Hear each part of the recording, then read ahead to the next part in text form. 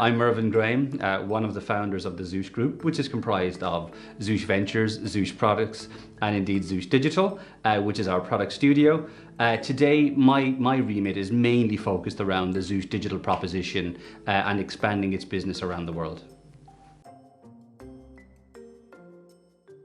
So technically a product studio is a platform for the repeat production of products that meet a certain standard in terms of quality.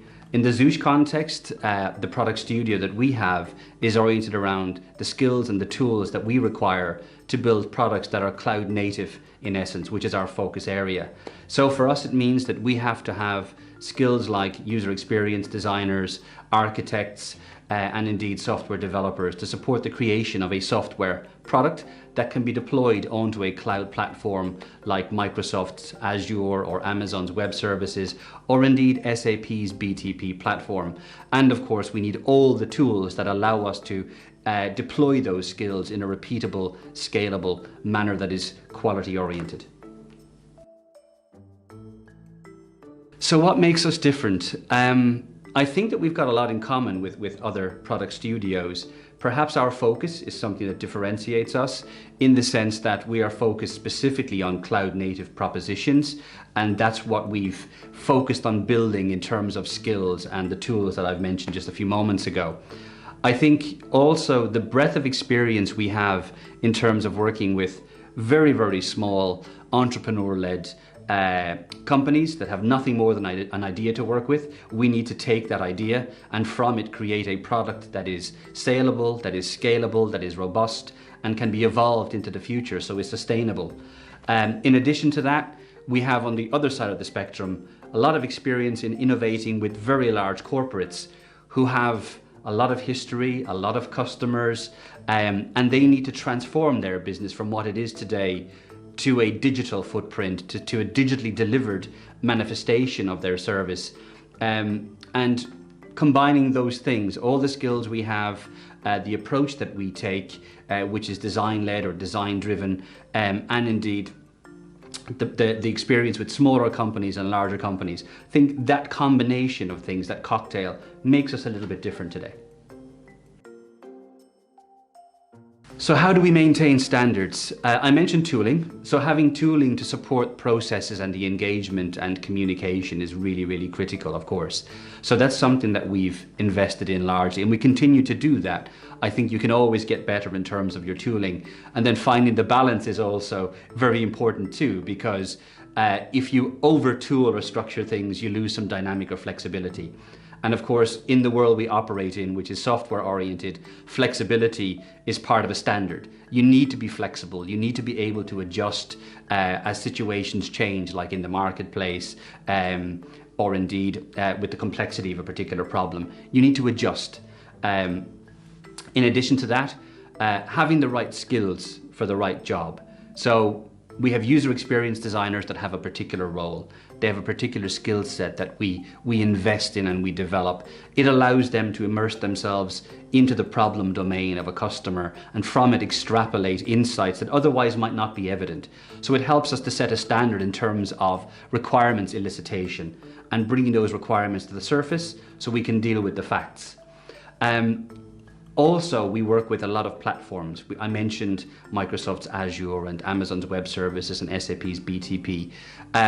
They have something in common, all of them, but they all have differentiators too. So we need to certify ourselves for each of those platforms to be sure that we know what services can be delivered on those platforms and be able to compare those in terms of hosting for our clients to make the right choice for them. Other than that, I think about standards, I think we also try to set a high standard by challenging our customers too, in an attempt to make things better. So to try and get the best out of a proposition, to try and make a solution that little bit better, and therefore increase the value of a proposition on the market. Okay, so examples of products that we've worked on. I think what I could probably do here is take a few different examples because they all would have the same approach, but the context would be a little bit different. So if we think about startups companies with whom we've worked with from day one, you can take TickServe. TickServe is a company focused on the digital fulfillment of mobile tickets. They integrate with platforms such as Ticketmaster's VenueMaster platform. And today TickServe essentially is delivering or fulfilling most of the British rugby tickets. Just to give an example. But that company started with an idea.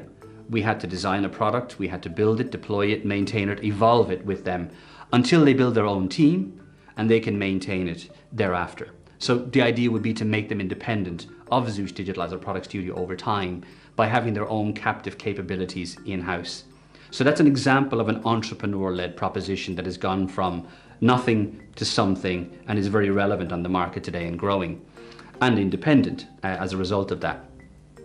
You then also have products that we've tripped over through our exposure to market. So if you look at Optahall is a product that has been spun out of Zoosh. It was incubated in Zoosh Digital as a product studio. It was built in conjunction with the market. So Optahall is a proposition that optimizes the logistics around milk collection for processors of dairy products. And we worked with industry to design the product, again, to architect it, to build it, to deploy it. And that has now spun out into its own corporate entity. So it's had a slightly different life cycle to TickServe, even though the process or the approach is similar.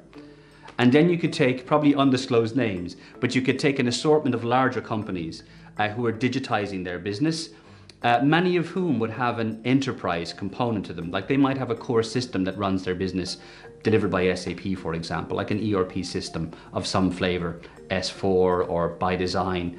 And we would create extensions around their core to help them deliver their business in a new way. So that context is rather different than the product or the entrepreneurial-led proposition, but very much the same sort of engagement. You're helping them to innovate, but the context is a little bit different. So how important are multidisciplinary teams? Very, very important. Essentially, the diversity of the team you have is going to be a measure of the limit or the capacity or the opportunity to innovate. If you have different people with different skill sets, they all tend to augment each other. Like user designers, user experience designers and architects, they're complementary. They've got different approaches to solving a problem, but only together can they solve it. You then need developers who write the actual code, the business logic, if you will, that executes each time a person interacts with software. Without all of these people working together, you may not end up with the product you need. And that would, of course, result in a poor quality product or a misfit for the market. So multidisciplinary teams are really, really important. I shouldn't forget also that you really need to have in the mix individuals who understand business too, who can help to translate the business context into the context of a product. That's really, really important again, and emphasizes that you need a focus on business, on the human values, and indeed technology whenever we engage in a product innovation project.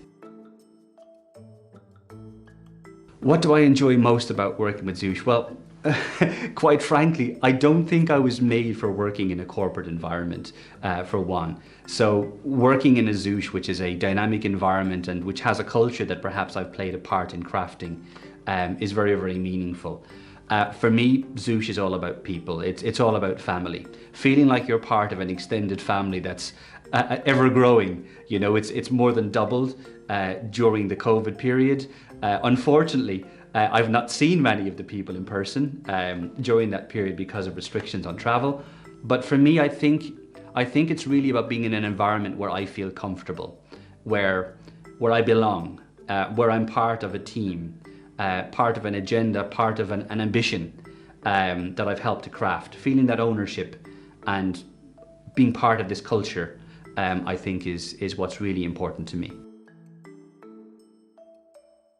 Can I describe Zoosh in 3 words? Authentic. We have to be authentic. That's our job. We've got to be authentic all the time.